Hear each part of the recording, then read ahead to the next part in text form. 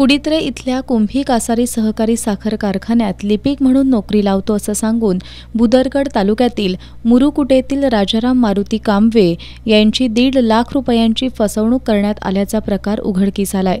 संशयित सुरेश पाटील यानं कांबवे याला खोट्या स्वाक्षरीचं बनावट नियुक्तीपत्रही दिलंय।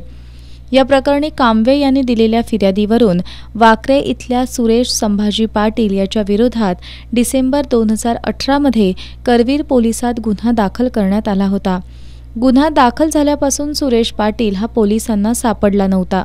सोमवारी रात्री उशिरा स्थानिक गुन्हे शाखेच्या पोलिसांनी सुरेश संभाजी पाटील याला वाकरे इथून ताब्यात घेत करवीर पोलिसांच्या ताब्यात दिले। करवीर पोलिसांनी पाटील याला न्यायालयात हजर केलं असता न्यायालयानं त्याला 7 मार्चपर्यंत पोलीस कोठडी सुनावली आहे। या प्रकरणी पोलीस उपनिरीक्षक YC इनामदार अधिक तपास करतायत।